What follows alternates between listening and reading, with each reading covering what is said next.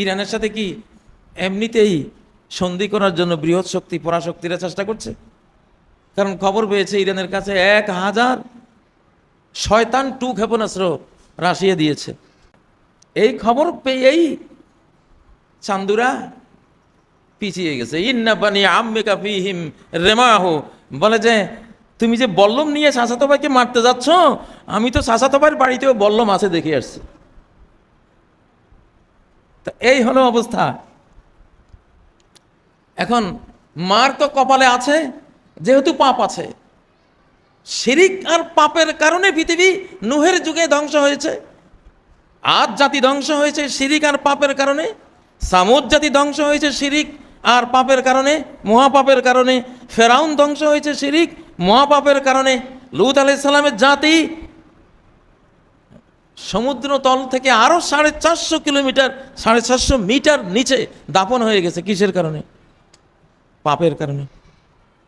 এই ইউনিভার্স, এই গ্লোব, এই মহাবিশ্ব, এই বিশ্ব একটা নিয়মে চলে, এখানে দ্বৈত কোনো নিয়ম নেই।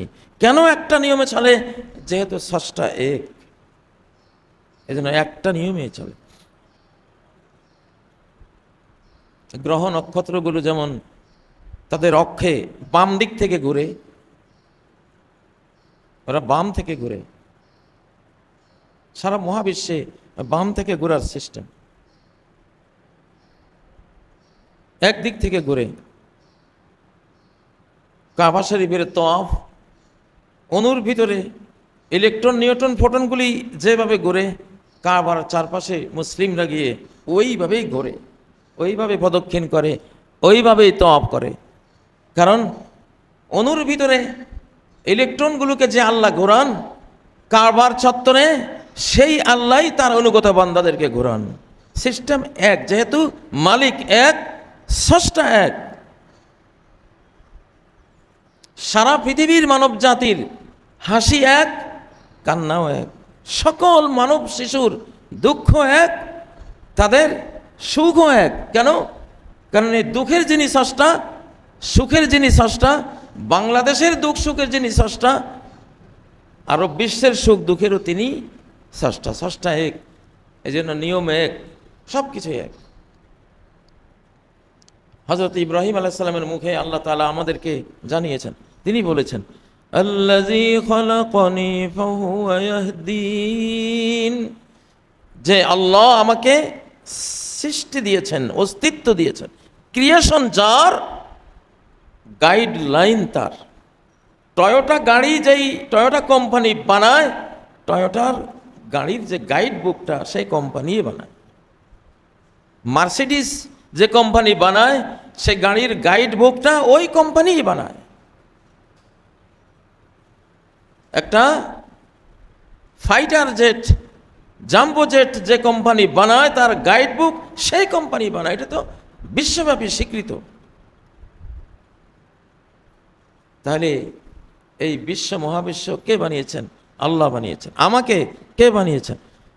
আল্লাযী খালাকানি ফাহুয়া ইয়াহদিন, যে আল্লাহ আমাকে সৃষ্টি করেছেন, তিনি আমাকে হেদায়েত দিবেন, গাইডলাইন দিবেন। আর আল্লাহ গাইডলাইন দিয়েছেন একত্ববাদের। এক হও, একমুখী হও, এক আল্লাহমুখী হও। জ্ঞান লাগবে, সেটাও আল্লাহর কাছে চাইতে হবে। অকুর রব্বি জিদনি ইলমা, বলো হে রব আমার জ্ঞান বাড়িয়ে দাও। খাদ্য লাগবে, সেটাও এক আল্লাহর কাছে চাইতে হবে। ওয়ারযুকনা ওয়া আনতা খায়রুর রাযিকিন, রিজিক দাও, তুমি উত্তম রিজিক দাতা। সৌভাগ্য চাই, সৌভাগ্য পেতে হবে, সেটাও আল্লাহর কাছে চাইতে হবে। রব্বানা আতিনা ফিদ দুনিয়া হাসানাতাও ওয়া ফিল আখিরাতি হাসানাতাও ওয়া কিনা আযাবান নার। এখানে দ্বৈততার কোনো সুযোগ নেই। এমন নয় যে জ্ঞান লাগবে সরস্বতীর কাছে দৌড়াও, সৌভাগ্যের দরকার লক্ষ্মীর কাছে দৌড়াও, শক্তির দরকার ও শিবের কাছে দৌড়াও। মানে এক একটার জন্য এক একজনের কাছে, এমন কোনো সিস্টেম এটা মানবিক নয়, ধর্মীয় নয়, এগুলি অধর্ম, এগুলি মানুষের বানানো বানোয়াট। এক আল্লাহই সকল কিছুর স্রষ্টা এবং দাতা। এই জন্য আল্লাযী খালাকানি ফাহুয়া ইয়াহদিন, যে আল্লাহ আমাকে সৃষ্টি করেছেন সেই আল্লাহই আমাকে রাস্তা দেখাবেন। এই সত্যগুলো এখন বিশ্বব্যাপী প্রচার হবে ইনশাআল্লাহ, প্রচার হচ্ছে। ওয়াল্লাযী হুয়া ইউতঈমুনি ওয়া ইয়াসকিন, সৃষ্টির সাথে পানাহার জড়িত। এই জন্য সৃষ্টির আয়াতের পর পানাহারের আয়াত, মানে আমি তোমাকে যে অস্তিত্ব দিয়েছি, সৃজন দিয়েছি, ক্রিয়েশন দিয়েছি, তোমাকে সৃষ্টি করেছি, এটা কন্টিনিউ করার সিস্টেম হলো খেতে হবে, পান করতে হবে, খেতে হবে, পান করতে হবে, তাহলে জীবনটা কন্টিনিউ করবে, টিকে থাকবে। তো জীবনের যিনি দাতা, জীবিকারও তিনিই দাতা। জীবন ধরে রাখবে যে খাদ্য, যে পানি, সেটারও তিনিই স্রষ্টা, তিনিই দাতা। এই জন্য সৃষ্টির আয়াতের পর সৃষ্টিকে ধরে রাখার, সৃষ্টিকে কন্টিনিউ করার যেই বস্তু লাগবে, পানাহার লাগবে, সৃষ্টির আয়াতের পর সৃষ্টি ধরে রাখার বিষয়গুলো আনলেন। কোরআন কত অলৌকিক। ওয়াল্লাযী হুয়া ইউতঈমুনি ওয়া ইয়াসকিন, বহু আকাশচুম্বী তাল গাছের উপরে ঈগল পাখির বাসা, বাচ্চাগুলো পাখা নাই, উঠতে পারে না। আল্লাহ তাআলা ওই অবোধ নির্বোধ হীনবল পাখি ছানাগুলোর মুখে তাদের মা বাবাকে দিয়ে রিজিক পৌঁছান কিনা, পৌঁছিয়ে দিচ্ছে। কার স্থায়ী ঠিকানা কোথায়, অস্থায়ী ঠিকানা কোথায়, সকল স্থায়ী অস্থায়ী ঠিকানা রিজিক দাতার কাছে থাকে। وَيَعْلَمُ مُسْتَقَرَّهَا وَمُسْتَوْدَعَهَا,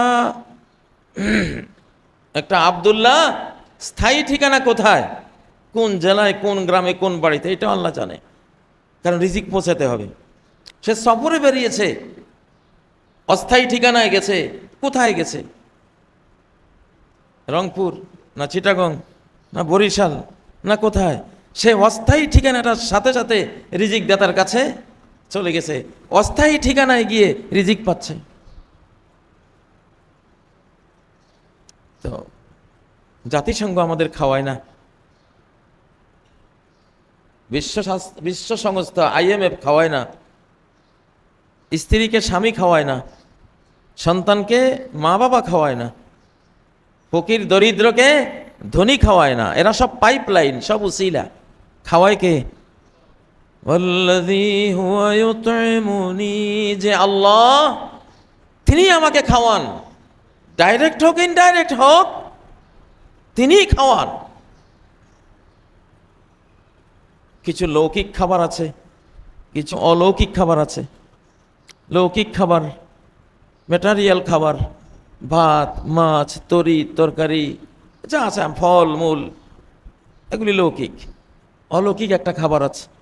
নবীজি এক নাগাড়ে 5 দিন 6 দিন রোজা রাখতেন। সাহাবীরা রোজা রাখতে চাইলে বলতেন, না তোমরা এরকম পারবা না। ইন্নী আবিতু ইউতঈমুনি রব্বি ওয়া ইয়াসকিন, আমি যখন রাত করি সেই রাতের প্রহরে আমার রব আমাকে খাওয়ান, আমার রব আমাকে পান করান। তোমরা তো সেটা হয়তো পাবা না, অতএব তোমরা এক নাগাড়ে 5 দিন রোজা রেখো না, তোমরা শবে সাদিক থেকে সূর্যোদয় পর্যন্ত রোজা রাখো। এগুলি আধ্যাত্মিক খাবার।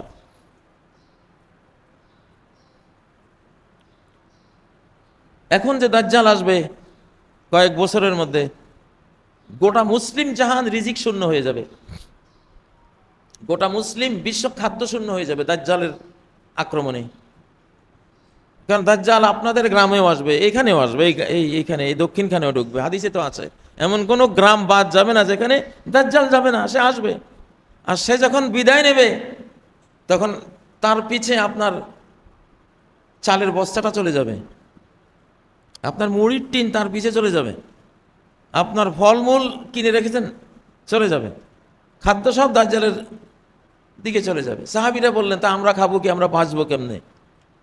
নবীজি বললেন, তাআমুহুম আত-তাসবিহ ওয়াত তাহলিল ওয়াত তাকবীর ওয়াত তাহমিদ। মুসলিমদের খাবার হবে সুবহানাল্লাহ, তাদের খাবার হয়ে যাবে আলহামদুলিল্লাহ, তাদের খাবার হয়ে যাবে আল্লাহু আকবার, তাদের খাদ্য হয়ে যাবে লা ইলাহা ইল্লাল্লাহ। প্রত্যেকটাই জিকির আধ্যাত্মিক খাদ্য, ফিজিক্যাল খাদ্য গুণ সম্পন্ন।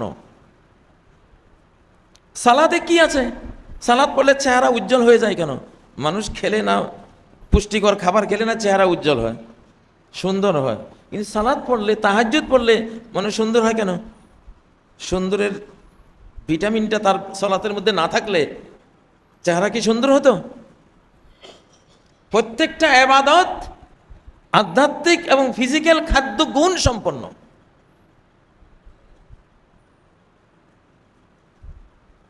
প্রত্যেকটা জিকিরের মধ্যে এনার্জি আছে। আমার মনে পড়ে সেই 2000 সম্ভবত 4 বা তার আগে পরে যখন হজে গিয়েছিলাম, যখন কঙ্কর নিক্ষেপের সময় এমন একটা ভিড় হতো, একসাথে 20-30 লক্ষ মানুষ একটা ছোট্ট এরকম একটা পিলারকে কঙ্কর মারতে যখন ভিড় জমায়, তখন রাস্তাগুলো একটা বাঙালি ব্রেইনে এখন যেভাবে রাস্তাগুলো নির্মাণ করে দেয়া আছে ওইভাবে ছিল না। প্রতি হজে 350 লোক, 400 লোক, 450 লোক মারা পড়তো। ঘাটতিগুলো হাজিদের সাথে থাকতো, প্রচণ্ড ভিড়ে ঘাটতিগুলো নিচে পড়ে যেত, আর উষ্টা খেয়ে যে নিচে পড়ে গেছে নিঃশ্বাস শেষ, কারণ নিচে অক্সিজেন নেই। উপরে মানুষের বডিগত জ্যামিংয়ের কারণে নিচটা কার্বন হয়ে যায়, অক্সিজেন থাকে না। আপনাদের মনে থাকার কথা, যারা গ্রামে গঞ্জে পাট ক্ষেত অথবা গহীন জঙ্গল দিয়ে হেঁটেছেন, নিঃশ্বাস নেওয়া যায় না, মনে হয় যেন দম বন্ধ হয়ে আসে। তো ওইখানে আমি দেখেছি, ওই একটা গোলনার মধ্যে আমি পড়ে গেছিলাম, আমি নিজেই পড়ে গেছি ওই ঘূর্ণিপাকের মধ্যে। সেই কি প্রচণ্ড মানে জীবন ঘাতী অবস্থা। আমার মনে পড়ে আমি তখন একটা তাকবীর দিয়েছিলাম, লিল্লাহি তাকবীর, আল্লাহু আকবার বলে চিৎকার দিয়ে একটা এনার্জি সংগ্রহ করে প্রচণ্ড গতি নিয়ে আমি এক কিনারে চলে গিয়েছিলাম। আমার সামনেই 350 হাজি নিহত শহীদ, আমার সামনেই। আমার আজও মনে পড়ে ওই তাকবীরের এনার্জি, যদি আমার শরীরের এনার্জি শেষ, আমি পড়ে যাব, ওই মুহূর্তে তাকবীরটা দিয়েছিলাম, সাথে সাথে এক অলৌকিক এনার্জিতে আমি বলিয়ান হয়ে আমি সাইড হয়ে গিয়েছিলাম। তাকবীরের মধ্যে এনার্জি থাকে। মুসলিমদের তাকবীরের ছোটে অমুসলিমদের সেনা ব্যারাক ভেঙ্গে গুড়িয়ে যায়। কনস্টান্টিনোপল যে শত্রুদের হাতে পড়ার পরে আবার মুসলিমরা দখল করবে আগামী কয়েক বছরে যে কোনো এক যুদ্ধে, সহিহ মুসলিমের হাদিসে রয়েছে, ফালাম ইউকাতিলু বিসালা ফালাম ইয়ারমু বিসাহামিন ওয়ালাম ইউকাতিলু বিসালা, ওরা ওই যুদ্ধে একটা তীরও মারবে না, একটা অস্ত্র ব্যবহার করবে না।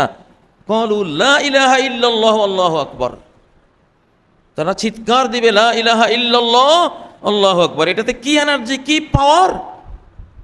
এমন পাওয়ার যে কনস্টান্টিনোপল শহরের বিশাল বিশ্ববিখ্যাত প্রাচীর ভেঙ্গে গড়িয়ে পড়ে যাবে তাকবীরের হিটে। যাই হোক, আমি বলতেছিলাম আল্লাহর প্রতিটি জিকিরের মধ্যে কি থাকে? এনার্জি থাকে, খাদ্য গুণ থাকে, পবিত্রতার গুণ থাকে, ঈমানের গুণ থাকে, তাকওয়ার গুণ থাকে, নূর, আলো, লাইট থাকে, হাজারো লাখো জানা অজানা কল্যাণ থাকে প্রত্যেকটা জিকিরে। এই খাদ্য, আল্লাযী হুয়া ইউতঈমুনি ওয়া ইয়াসকিন, আমাকে খাদ্য দেন তিনি, চাই সেটা আধ্যাত্মিক খাবার হোক, তাসবিহের খাবার হোক। গোটা বিশ্বজাহানকে আল্লাহ তাআলা খাওয়ান একটা কালেমার কারণে। কুল মাখলুকাতকে আল্লাহ রিজিক দেন একটা কালেমার কারণে। সেই কালেমাটা কি? সুবহানাল্লাহ। এই জন্যই সুবহানাল্লাহ ওয়া বিহামদি পড়লে জান্নাতে সাথে সাথে একটা ফলবান বৃক্ষ হয়ে যায়। মান ক্বালা সুবহানাল্লাহ ওয়া বিহামদি গুরিসাত লাহু নাখলাতুন ফিল জান্নাহ। সুবহানাল্লাহ ওয়া বিহামদি যে বলল, সাথে সাথে জান্নাতে তার একটি ফলবান খেজুর বৃক্ষ জন্ম হয়ে গেল।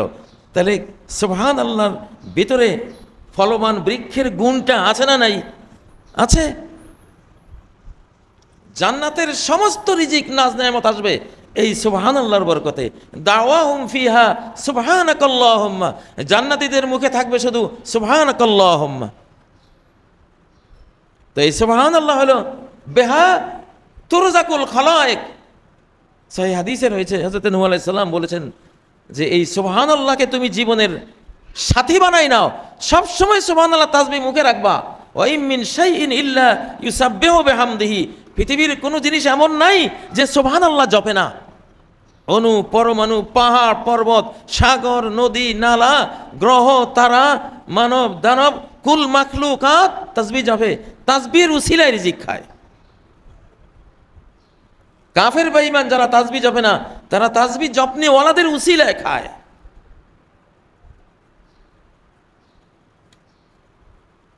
তাহলে বর্তমান যে দুর্ভিক্ষ আসতেছে, পৃথিবীর 1/3 জনগোষ্ঠী দুর্ভিক্ষে মহামারীতে মারা পড়তে পারে। আমরা কঙ্গোর শিশুদেরকে দেখেছি, সুদানের শিশুদেরকে দেখেছি, কঙ্কাল সার, সারা শরীরে কয়টা হাড্ডি আছে দেখা যায়। এমন পরিস্থিতি পৃথিবীর বিভিন্ন অঞ্চলে ছড়িয়ে যেতে পারে যে গ্লোবাল যুদ্ধ, গ্লোবাল পলিটিক্সের যে যুদ্ধ হরমুজ প্রণালীকে নিয়ে হচ্ছে, এশিয়ার রিজিকের উৎস, এশিয়া মহাদেশ যেহেতু লিডিং পয়েন্টে যাবে, এই জন্য এশিয়ান তেলের উৎস হলো আমাদের মধ্যপ্রাচ্য। এশিয়া যাতে বিকল হয়ে যায়, এই জন্য এশিয়ার তেলের উৎসগুলো মেরে দেওয়া হচ্ছে, এশিয়ার এনার্জির উৎসগুলো মেরে দেওয়া হচ্ছে। এটা বিশাল একটা হিংসা। তো আল্লাহ তাআলা তো এক পথ বন্ধ করলে আরো বহু পথ খুলে দেন ইনশাআল্লাহ। এই জন্যই বলছি এই যুগটা আধ্যাত্মিক যুগ, এই যুগটা ঈমানের যুগ, খাদ্য ছাড়াও চলার যুগ, খাদ্য ছাড়াও কিভাবে বাঁচা যায় সেই রিহার্সালের যুগ। আসহাবে কাহাফ 309 বছর খাদ্য ছাড়াই গুহার মধ্যে ঘুমিয়েছিলেন। খাদ্যে তো নোকটা বাড়ায়, খাদ্যেই তো দাড়ি বাড়ায়, মোচ বাড়ায়, বৃদ্ধি তো খাদ্যের দ্বারা হয়। তাদের ওই বৃদ্ধিটা ঠিকই হয়েছে, এত বড় বড় নোক, এই বড় বড় দাড়ি, মোচ, চুল কত বড় বড়, তো বৃদ্ধিটা হলো কোত্থেকে? 309 বছর তো ঘুমে। ওলাবিসু ফি কাহফিহিম সালাসামিআতিন সিনিন ওয়াজদাদু তিসআ, তারা তাদের ওই গুহায় অবস্থান করেছিল 309 বছর। খাওয়ালেন কে? আল্লাহ। এখন যেমন মুখে খেতে না পারলে ইঞ্জেকশন দিয়ে আমরা স্যালাইন নিয়ে খাদ্যের কাজটা সারিয়ে দেই, তো আল্লাহরও তো ওরকম আধ্যাত্মিক সিস্টেমগুলো আছে না নাই? এই জন্য এখন আমাদের দুর্ভিক্ষের মোকাবেলা করতেই হবে। আসতেছে মানুষ যখন অতি পাপী হয়ে যায়, তখন আল্লাহ তার পেটের উপরে হিট করেন।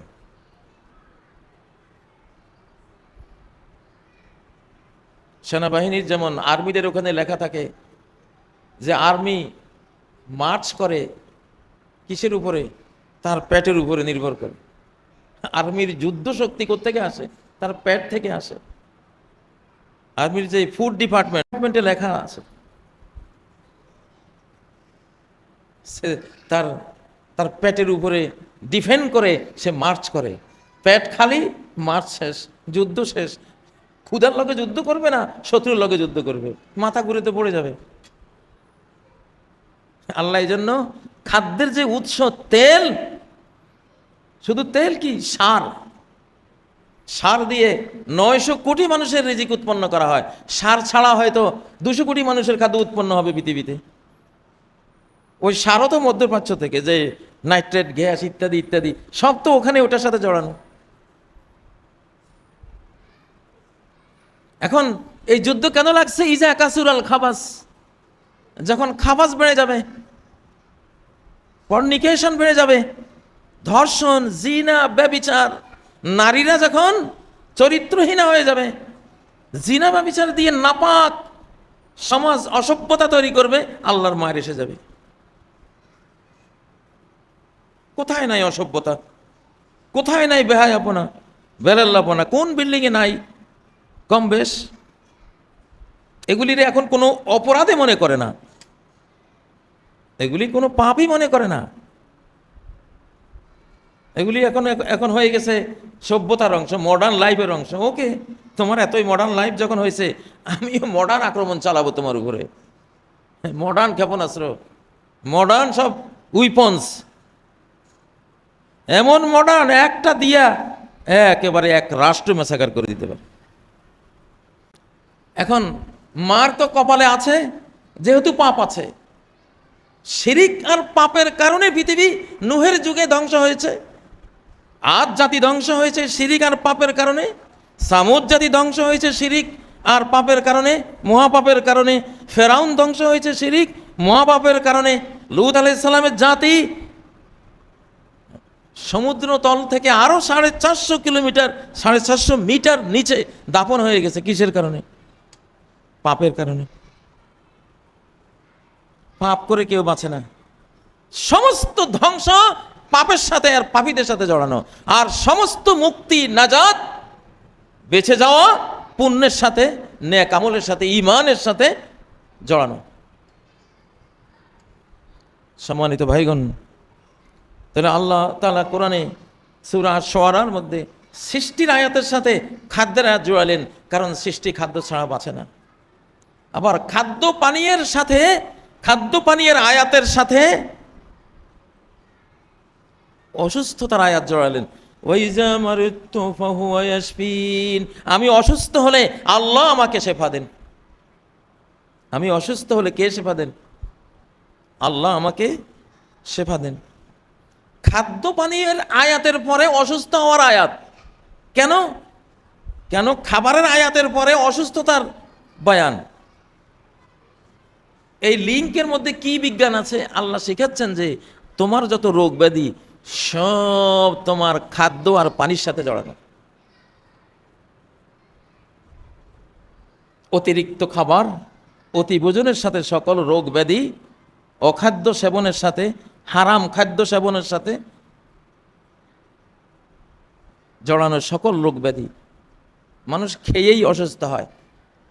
মনীষীরা বলেছেন, যদি কবরের লোকগুলোকে তুলে এনে ইন্টারভিউ করা যেত যে ভাই ভাই বোন তোমরা মারা গেলে কেন, তো পৃথিবীর অধিকাংশ মৃতরা উত্তর দিত, ভাই বেশি খেয়ে মারা গেছে। মানুষ বেশি খেয়ে মারা যায়। এই জন্য সৃষ্টির আয়াতের সাথে খাদ্যের আয়াত, কারণ জীবন সৃষ্টিরা ধরে রাখতে পারবে খাদ্য দিয়ে। খাদ্যের আয়াতের সাথে অসুস্থতার আয়াত, কারণ অসুস্থতা আসে অতি ভোজন, অতি খাবার, এগুলো থেকে। সামনে তো হাসপাতালও পাবেন না ঠিক মতো, ওষুধও থাকবে না, অত আধুনিক যেই ল্যাবরেটরি প্যাথোলজি থাকবে না তো। এই জন্য এমন সুন্দর আয়াত সিলসিলা ওয়ার বর্ণনা দিয়েছে, এটাই হাসপাতাল, এটাই প্যাথোলজি, এটাই চিকিৎসা, এটাই ইনশাল্লাহ আপনার জীবনের বেঁচে থাকার অবলম্বন হয়ে যাবে যদি আয়াতগুলো বুঝেন, আমরা যদি সেভাবে চলি।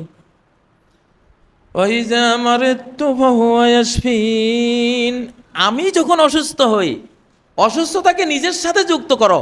তুমি অসুস্থ, আল্লাহ তোমার অসুস্থ বানায় না, তোমার দোষে, তোমার বলে।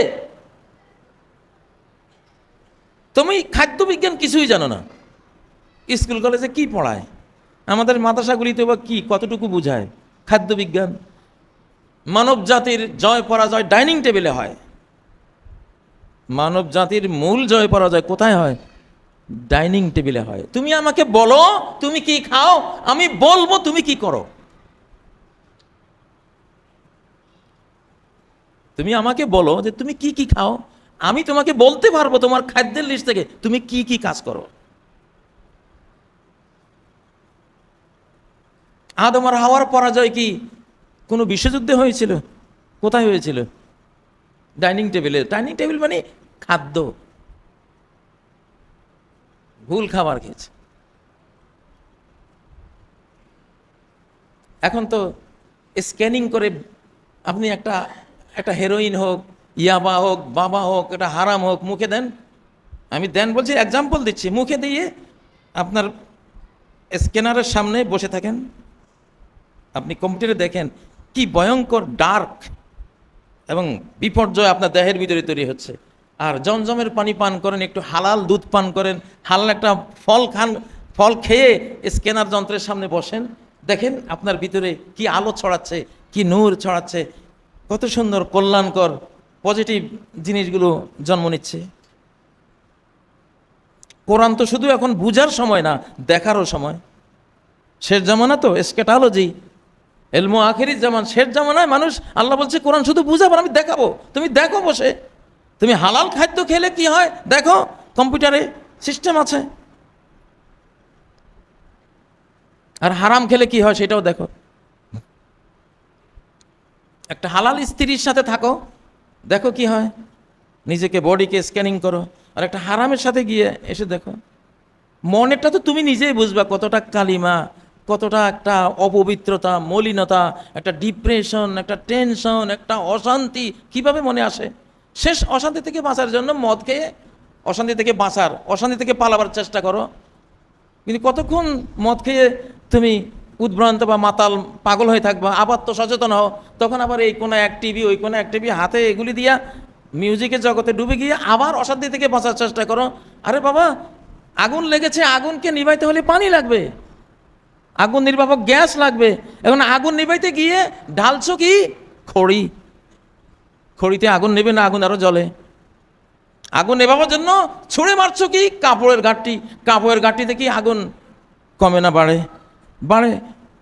শেষ লাকড়ি খড়িতেও আগুন নিবলো না, কাপড়ের গাঁটটিতেও আগুন নিবলো না। কেরোসিনের, বা কেরোসিন তো তরল জিনিস, দিলে 1 ড্রাম কেরোসিন ঢেলে দেখি আগুনটা নিবুক, এইবার তো কেয়ামত। এই হয়েছে মানুষের অবস্থা।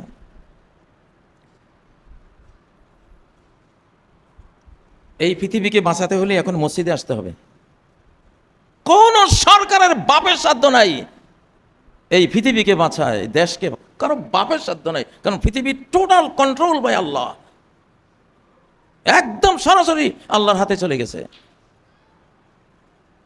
পাপ আর পাপীদেরকে উনি ধ্বংস করবেনই, পুণ্য আর পুণ্যবানদেরকে উদ্ধার করবেনই। এর ফাঁকে আমি বারবার বলি ওই হাদিসটা যে 2/3 জনগোষ্ঠী পৃথিবী থেকে হারিয়ে যাবে, 900 কোটি 600 কোটি মাইনাস, সে মাইনাস পয়েন্টে আসছি আমরা। অতএব এই স্ক্যাটালজির যুগে, এই শেষ জামানার কিয়ামতের লক্ষণের পর লক্ষণ প্রকাশের যুগে কোরআনের উপরে নজর না দিয়ে চলতে পারবে না। রাজনীতি ধর্ম নয়, ধর্ম রাজনীতি নয়, দুইটা দুই জিনিস। রাজনীতি ধর্ম নয়, ধর্ম রাজনীতি নয়, দুইটা দুই জিনিস। কোথায় পেয়েছি এটা? আবু বকর সিদ্দিককে খলিফা নিয়োগ করার সময় সাহাবীরা যেটা বলেছেন, রাদিয়াহু রাসূলুল্লাহি সাল্লাল্লাহু আলাইহি সাল্লাম লিদিনিনা, আবু বকরকে রাসূল আমাদের দ্বীনের ইমামত, দ্বীনের নেতৃত্বের জন্য পছন্দ করেছেন। কোন সেই দিন? নামাজ।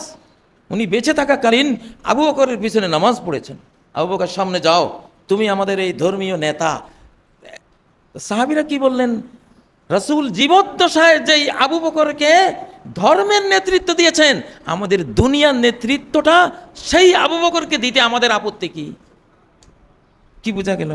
ধর্ম এক জিনিস, রাজনীতি আরেক জিনিস। কিন্তু রাজনীতিক যদি ধর্মের প্রদীপ হাতে নিয়ে না চলে, তাহলে রাজনীতির অন্ধকার গিরিপথে গভীর খাদে নিজেও বিলীন হবে, নিজের জাতিকেও বিলীন করবে। রাজনীতির এই গহীন অন্ধকার গলিপথে চলেনি ফেরাউন, ধর্মের প্রদীপ নিয়ে চলেনি নমরুদ, ধর্মের প্রদীপ নিয়ে চলেনি হিটলার, ধর্মের প্রদীপ নিয়ে চলেনি বিশ্বের যুগ যুগান্তরের সাদ্দাত, কারুন। এরা সবাই ধ্বংস হয়েছে, ধ্বংস করেছে নিজের জাতিকে। ও আদাল্লা ফেরাউন কাওমাহু ওমা হাদা। ফেরাউন, তুমি রাষ্ট্রপতি, ওকে, ধর্মের প্রদীপটা কেন নিলে না? জানো না এটা অন্ধকার গিরিপথ, পাহাড়ি পথ, দুর্গম দুর্গম গিরি, কান্তার মরু দুস্তর পারাবার, তুমি জানো না? নিজেও শেষ, জাতীয় শেষ। আর যদি রাজনীতি নামক এই দুনিয়ার কাজটা ধর্মের প্রদীপ নিয়ে কেউ করে, তাহলে সে হবে হযরত সুলাইমান, সে হবে হযরত দাউদ আলাইহিস সালাম, সে হবে হযরত মুহাম্মদ সাল্লাল্লাহু আলাইহি সাল্লামের মতো, সে হবে আবু বকর, ওমর, ওসমান, আলী, তাদের মতো। নিজেও বাঁচবে, জাতিকেও বাঁচাবে। পারিবারিক জীবনও ধর্মের প্রদীপ। পারিবারিক জীবন এটা ধর্ম না, এটা দুনিয়া। স্বামী স্ত্রীর জীবনটা দুনিয়া, সংসার, বাবা হচ্ছেন, মা হচ্ছেন, এগুলো দুনিয়া। রুজি রোজগার করছেন, দুনিয়া, এটা ধর্ম না। কিন্তু প্রত্যেকটাতে ধর্মের প্রদীপ লাগবে কিনা, আলোটা লাগবে কিনা। বিশ্ব বুঝতে শুরু করেছে এখন যে এটা লাগবে। এই জন্য প্রেসিডেন্ট ট্রাম্প পাদ্রীদেরকে এনে দোয়া চাচ্ছেন, দোয়া চাচ্ছেন। প্রেস টু আল্লাহ। ইরানকে হুমকি দেওয়ার সময়, এখন উনি কোন নিয়তে বলেছেন জানি না, যদি উনি ঠাট্টার নিয়তে বলেন তো শেষ করেছেন নিজেকে, নিজের জাতিকে। আর যদি প্রেস টু আল্লাহ, মুসলিমরা আলহামদুলিল্লাহ বলে, উনি তো সেটা বলেছেন, ধর্মের কথা মুখে এনেছেন। যদি ন্যাক নিয়তে বলেন তাহলে ভালো। সম্মানিত বন্ধুরা, ধর্মের বর্মে না আসলে এখন আর কেউ বাঁচতে পারবেন না, কেউ বাঁচতে পারবেন না, বাঁচার কোনো সুযোগ নেই। বাংলাদেশকে বাঁচাবে তার ঈমান, তার সালাত, তার তাহাজ্জুদ, তার সিয়াম, তার হজ ওমরা, তার ধর্মীয় এইসব কিছু সুন্দরভাবে করলে এইটা আপনারা বাঁচবেন ইনশাআল্লাহ। আল্লাহ তাআলা আমাদেরকে ধর্মের সুরক্ষা নেওয়ার তৌফিক দেন। অত্যন্ত জটিল কুটিল এই পরিস্থিতিতে ধর্মের প্রদীপ ছাড়া রাজনীতি করার, সমাজ চালাবার, বিশ্বকে মুক্তি দেওয়ার, জাতিকে রক্ষা করার কোনো উপায় কারো কাছে নাই। সমস্ত রাষ্ট্রবিজ্ঞান এখন ফেলিওর, সমস্ত সমর বিজ্ঞান ফেলিওর, সমস্ত অর্থনীতি ফেলিওর হয়ে যাবে, কোনো কিছুতে কাজ হবে না। কিন্তু সঠিক ধর্মের প্রদীপটা হাতে নিলে, যে আল্লাহ সৃষ্টি করেছেন, গাইডলাইন তিনি দিয়েছেন, সেটা ইনশাআল্লাহ আমাদেরকে বাঁচাবে, আল্লাহ বাঁচাবেন। আকুলু কওলি হাযা ওয়া আস্তাগফিরুল্লাহ লি ওয়া লাকুম ফাস্তাগফিরুহু ওয়া তুবু ইলাইহি ইন্নাহু হুয়াল গফুরুর রহিম। আলহামদুলিল্লাহিল্লাযী জাআলা আদ-দীনা ইসমাতান লি হায়াতিনা ওয়া জাআলা যিকরাল আখিরাহ জাদান লি আখিরাতিনা وجعل القرآن نظاما ودستورا لحياتنا ثم أما بعد فأعوذ بالله من الشيطان الرجيم بسم الله الرحمن الرحيم إن الله وملائكته يصلون على النبي يا أيها الذين آمنوا صلوا عليه وسلموا تسليما اللهم صل وسلم وبارك على محمد وعلى آل محمد كما صليت وسلمت وباركت على إبراهيم وعلى آل إبراهيم إنك حميد مجيد عباد الله اتقوا الله وادخلوا في السلم كافة فإن الله عز وجل يقول يا أيها الذين آمنوا ادخلوا في السلم كافة ولا تتبعوا خطوات الشيطان ইন্নাহু লাকুম আদুউম মুবিন। আল্লাহ তাবারাকা ওয়া তাআলা সূরা আল বাকারায় বলছেন, হে ঈমানদার সমাজ, উদখুলু ফিস সিলমি কাফা, পুরো ইসলামে ঢুকে যাও, অর্ধেক নয়। কিছু মুসলিম আর কিছু অমুসলিম মসজিদে নামাজ পড়বে, অফিসে বসে আবার ঘুষও খাবে না, এমন মুসলিম হইও না। কাবা শরীফে হজ ওমরা করতেও যাবে, আবার সুদী ব্যবসাও করবে না, এমনটা হইও না। তুমি রোজাও রাখবে, আবার তুমি অবৈধ কাজে লিপ্ত থাকবে, এমনটা হইও না। উদখুলু ফিস সিলমি কাফা, পুরো ইসলামে ঢুকে যাও। কারণ ধ্বংস একটা অপরাধ দিয়ে আসবে, একটা পাপ দিয়ে ধ্বংস আসবে, দুইটা পাপ লাগবে না। কেন পুরো ইসলামে ঢোকার কথা আল্লাহ বলছেন?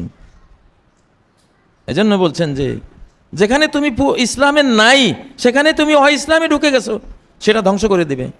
একটা বিশাল ক্ষয়ের স্তূপ, একটা অগ্নিস্ফুলিঙ্গ যথেষ্ট জ্বালিয়ে দেওয়ার জন্য। একটা বিশাল গার্মেন্টস কারখানা, একটা আগুনের কণা থেকে অগ্নিকাণ্ড হয়ে ধ্বংস হয়ে যায়। একটা আগুনের কণা যেমন অগ্নিকাণ্ড ঘটায়, একটা পাপ ধ্বংসকাণ্ড ঘটায়। এই জন্যই উদখুলু ফিস-সিলমি কাফা, পরিপূর্ণভাবে ইসলামে ঢুকে যাও। যেখানেই তোমার ইসলাম নাই, ধর্ম নাই, সেটাকে সংশোধন করে নাও। যেখানে তুমি ইসলাম মানে আল্লাহর আইন, আল্লাহর হুকুম পালন করছো, আর ইসলামের বাইরে গেছো মানে শয়তানের হুকুম পালন করছো। এই জন্য আয়াতের দ্বিতীয় অংশ বলা, তাত্তাবিউ খুতুওয়াতিশ শাইতান, শয়তানের পদাঙ্ক অনুসরণ করো না।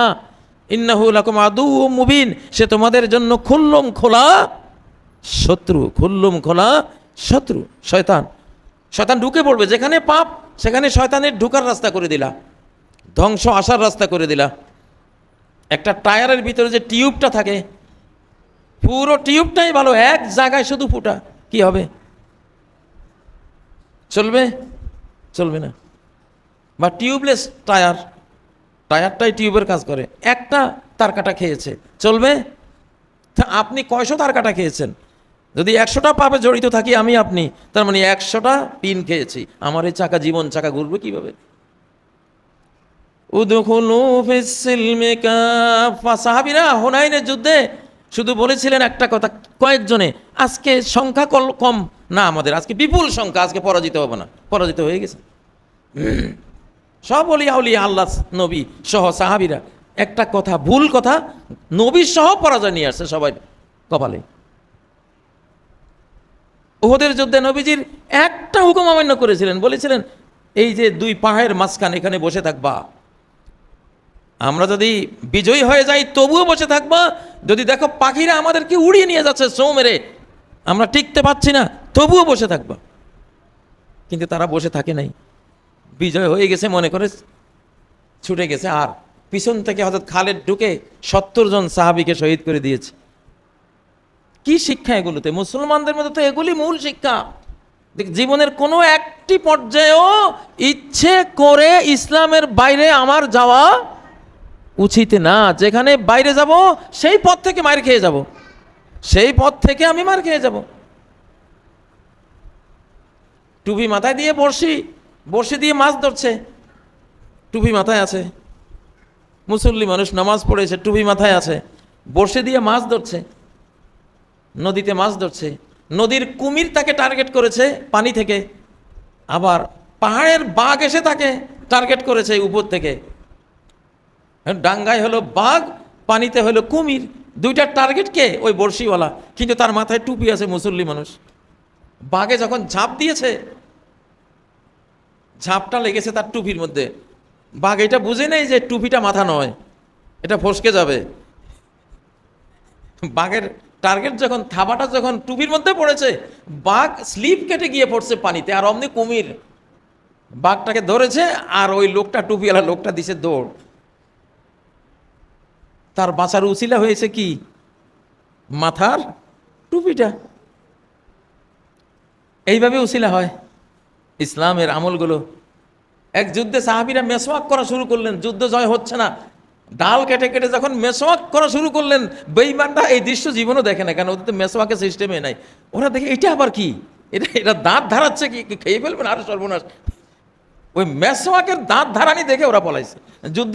যুদ্ধে মুসলিমদের বিজয় এসে গেছে, ওরা পরাস্ত হয়ে গেছে। যাই হোক, এগুলি কতগুলো এক্সাম্পল যে ইসলাম আপনার রক্ষক। আপনি ইসলামের রক্ষক না, ইসলাম আপনার রক্ষক।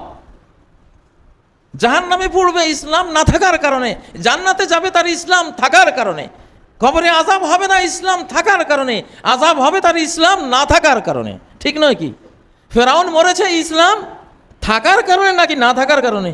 না থাকার কারণে। নমরুদ মশার কামড়ে মরেছে ইসলাম থাকার কারণে নাকি না থাকার কারণে? না থাকার কারণে। ফেরাউন ডুবেছে কিসের কারণে? কওমে লূত। এই যে এক্সাম্পলগুলি তো আপনারা সবাই জানেন, এগুলিতে ক্লিয়ার কথা। ইসলাম যেখানে থাকবে আমি সেফ। আমার জীবনে যেখানে যে পয়েন্টে ইসলামের উপর আছে আমি নিরাপদ, আর যেখানে ইসলামের উপর নাই সেখানে আমি বিপদগ্রস্ত। আল্লাহ তাআলা আমাদেরকে ইসলাম দিয়ে হেফাজত করুন। আল্লাহুম্মা হাফাজনা বিল ইসলামে কায়িমিন। আল্লাহ দণ্ডায়মান অবস্থায় ইসলাম দিয়ে আমাদের হেফাজত করুন। আহফাজনা বিল ইসলামে কায়িদিন। বসে থাকা অবস্থায়ও যাতে ইসলামকে ফলো করি, ইসলাম দিয়ে আমাদের হেফাজত করুন। আহফাজনা বিল ইসলামে রাকিদিন। শায়িত অবস্থায়ও ইসলাম দিয়ে আমাদের হেফাজত করুন। আল্লাহ তাআলা ইসলাম দিয়ে আমাদেরকে রক্ষা করুন। আল্লাহ তাআলা বাংলাদেশকে রক্ষা করুন, বাংলাদেশকে হেফাজত করুন। আল্লাহ ধেয়ে আসা দুর্ভিক্ষ থেকে আমাদেরকে রক্ষা করুন।